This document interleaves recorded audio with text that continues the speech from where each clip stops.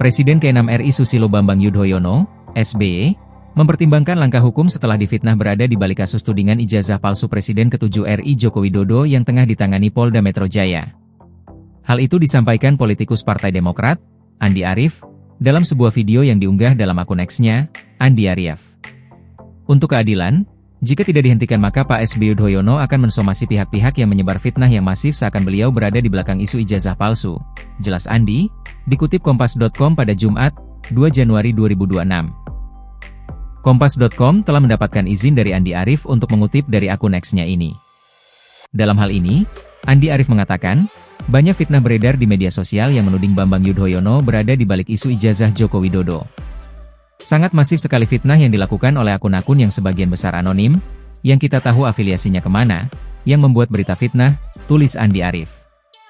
Seolah-olah Bapak SBY berada di balik isu ijazah palsu Pak Jokowi yang sekarang sedang berseteru antara Pak Jokowi dengan Rai Suryo dan kawan-kawan, tambah dia. Andi Arief mengaku sempat bertemu dengan SBY dan membahas soal isu tersebut. Katanya, Ketua Majelis Tinggi Partai Demokrat itu merasa terganggu karena tudingan tersebut.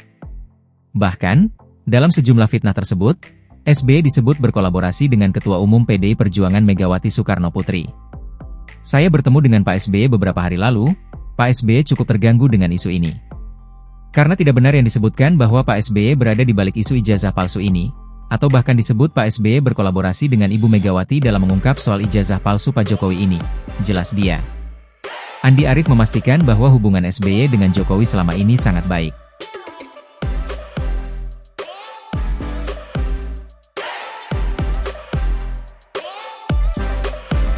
Oleh karena itu, dia berharap agar sejumlah akun media sosial yang melayangkan tudingan tersebut segera menghentikannya. Andi Arief pun mengajak seluruh kader Partai Demokrat agar tetap membela SBY karena sudah difitnah. Kita tahu selama ini Pak SBY selalu mengajarkan kita politik yang putih, politik yang bersih, yang tidak menyerang orang, tidak pernah membuat fitnah. Tapi kalau kita dizalimi, difitnah, kita harus melawan, jelas dia. Partai Demokrat melayangkan ultimatumnya pada pemilik akun TikTok yang menuding Presiden ke-6 SBY sebagai dalang isu ijazah palsu Presiden ke-7 Joko Widodo. Partai Demokrat juga melayangkan somasi dengan ultimatum 3x 24 jam. Partai Demokrat menegaskan bahwa SBY merasa terganggu dengan tuduhan tak mendasar tersebut. Untuk itu, Badan Hukum dan Pengamanan Partai, BHPP, DPP Partai Demokrat melayangkan somasi kepada Sudiro Y. Budius M. Piliang, pemilik akun TikTok SWBP.